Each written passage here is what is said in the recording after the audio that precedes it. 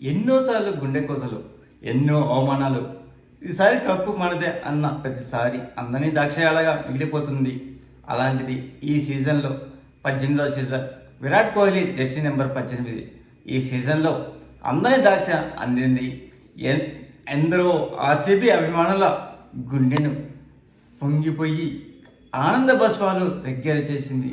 ముఖ్యంగా ఈ మ్యాచ్ ద్వారా గెలిచి ఆర్సీబీ కప్పు నమ్దే అనే దానికి స్వార్థకం చేసుకునింది. ఈ మ్యాచ్ గెలిచిన తర్వాత విరాట్ కోహ్లీ గ్రౌండ్లోని ఎక్కెక్కి ఏడిస్తే విరాట్ కోహ్లీ అభిమానులతో పాటు ఆర్సీబీ అభిమానులు గుండెలు బరువెక్కి వాళ్ళు కూడా ఏడ్చిన సందర్భం. ఇలా జరిగిన మ్యాచ్లో అంత మైలుగా కొద్దిగా ఆనందం, కొద్దిగా బాధ అనిపించింది. మరొక పక్కన పెడితే పంజాబ్కు ఇది రెండోసారి ఓటమితో అందరినీ దాక్షాలుగానే మిగిలిపోయింది.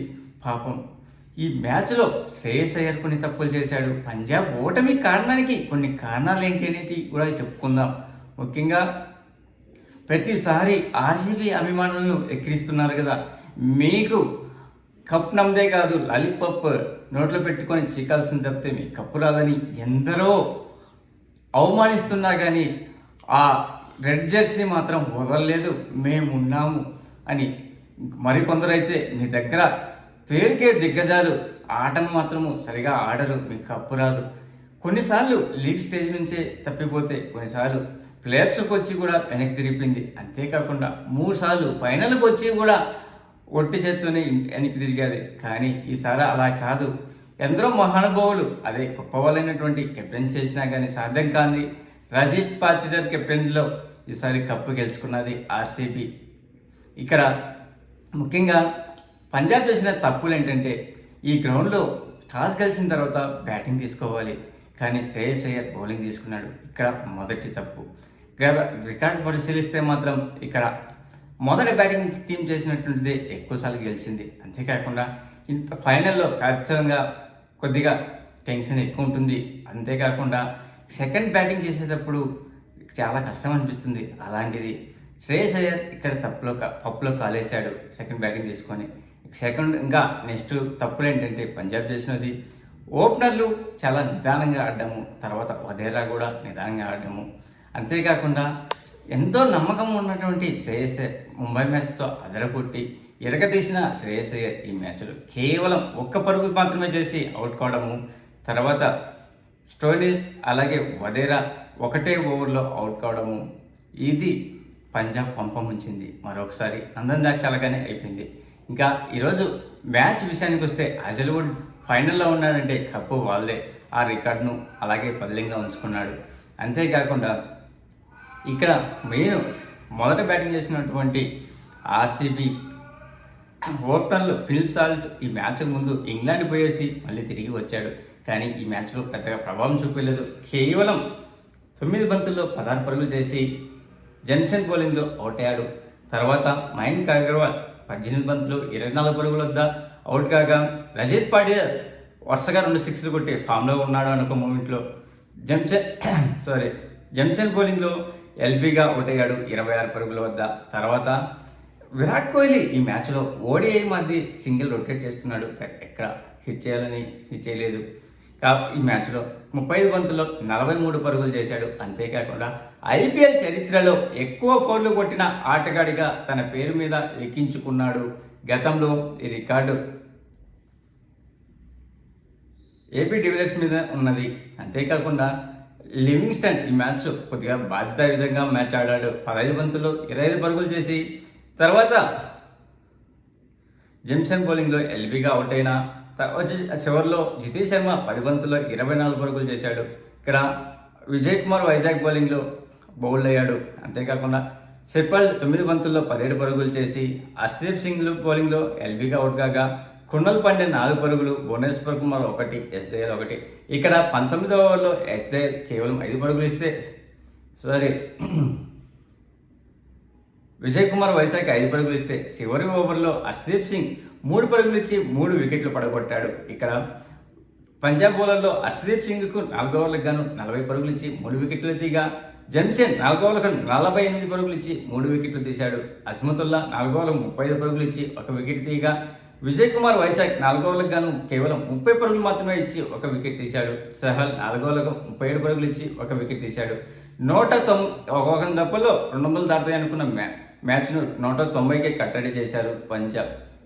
191 టార్గెట్ దిగినటువంటి పంజాబ్కు ఇక్కడ ఓపెనర్లు స్టార్టింగ్లో చాలా నిదానంగా ఆడారు.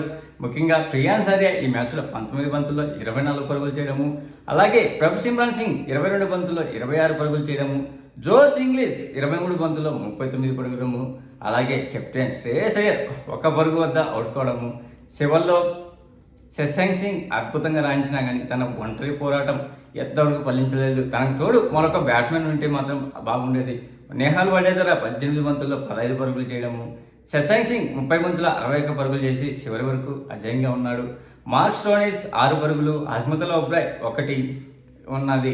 ఈ మ్యాచ్లో ముఖ్యంగా మనం మెచ్చుకోవాల్సింది ఎవరంటే భువనేశ్వర్ కుమార్, అలాగే కున్నల్ పాండే యొక్క అద్భుతమైన బౌలింగ్. భువనేశ్వర్ కుమార్ ఈ మ్యాచ్లో కేవలం 4 ఓవర్లకు గాను 38 పరుగులు ఇచ్చి 2 కీలకమైన వికెట్లు తీసి పంజాబ్ నడ్డి విడిచాడు. ఇతనికి తోడు కున్నల్ పాండే కూడా 4 ఓవర్లకు గాను కేవలం 17 పరుగులు ఇచ్చి 2 వికెట్లు తీశాడు. అంతేకాకుండా ఎస్దే 3 ఓవర్లకు 18 1 వికెట్ తీగా, అజల్వుడ్ 4 ఓవర్లకు గాను 54 పరుగులు ఇచ్చి 1 వికెట్ తీశారు. అలాగే రొమారియో షెపర్డ్ 3 ఓవర్లకు 30 పరుగులు ఇచ్చి 1 వికెట్ తీశాడు. దీంతో పంజాబ్ 184 పరుగులకు 7 వికెట్లు కోల్పోయింది. 6 పరుగుల తేడాతో ఆర్సీబీ ఘన విజయం సాధించింది. ఇక్కడ ఈ మ్యాచ్ తర్వాత కొన్ని రికార్డులు ఏంటంటే ఇండియన్ ప్రీమియర్ లీగ్లో 6వ కెప్టెన్గా కప్ అందుకున్నాడు ఈరోజు రజిత్ పాటిదార్. ఇతని కంటే ముందు ధోని 5 సార్లు, అలాగే రోహిత్ శర్మ 5 సార్లు, గౌతమ్ గంభీర్ 2 సార్లు, అలాగే శ్రేయస్ అయ్యర్ 1 సారి, హార్దిక్ పాండ్యా 1 సారి ఘనత సాధించాడు. ఇప్పటి వరకు ఐపీఎల్ చరిత్రలో 18 ఐపీఎల్లో 10 మ్యాచ్లు మొదట బ్యాటింగ్ చేసినటువంటి టీమే విజేతగా నిలిచింది. 8 సార్లు చేజింగ్ చేసినటువంటి టీం గెలిచింది. అంతేకాకుండా ఐపీఎల్లో 2025 గాను టోటల్ 9 సెంచరీలు నమోదైంది. మొత్తం సీజన్లో 2 సార్లు మాత్రమే దీనికంటే ముందు ఎక్కువ ఉంది. 2023లో 12 సెంచరీలు, 2024లో 14 సెంచరీలు ఉన్నవి.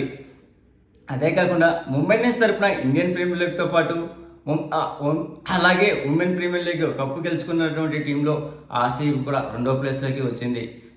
అలాగే ఐపీఎల్ ఫైనల్లో 2 సార్లు man of the match award లభించింది కున్నాల్ పాండ్యాకు. గతంలో ముంబై వర్సెస్ పూణే మధ్య జరిగిన మ్యాచ్లో ఆ రోజు లభించగా తర్వాత ఈ మ్యాచ్ ద్వారా మొట్టమొదటి వాడిగా రికార్డుకి ఎక్కాడు. అంతేకాకుండా ఆరెంజ్ క్యాప్ సాయి సుదర్శన్కు దక్కగా పర్పుల్ క్యాప్ పర్సిద్ధి కృష్ణకు దక్కింది. అంతేకాకుండా ఎమర్జింగ్ ప్లేయర్ సాయి సుదర్శన్కు, మోస్ట్ వాల్యుబుల్ ప్లేయర్ సూర్యకుమార్ యాదవ్కు దక్కాయి. అదే కాకుండా బెస్ట్ క్యాచ్ చూస్తే కమందు మెండిస్కు, అలాగే సూపర్ స్ట్రైకర్ ఆఫ్ ది మ్యాచ్గా వైభవ్ వంశీ సీజన్గా, అలాగే player of the award Chennai Super Kings, అత్యధిక 6లు కొట్టిన ప్లేయర్గా నికోలస్ పురన్కు, అత్యధిక 4లు కొట్టిన బ్యాట్స్మెన్గా సాయి సుదర్శన్కు, గ్రీన్ డాట్ బాల్స్కు మహమ్మద్ సిరాజ్కు ఈ అవార్డు లభించింది. ఈ సీజన్ మొత్తానికి గాను 1294 6లు నమోదవుతే 4లు 2245 పరుగులు నమోదైంది. మొత్తానికి కోహ్లీ కళ నెరవేరింది. Congratulations RCB. మరొక సీజన్లో కలుద్దాం. Signing off your Mahendra. Thank you.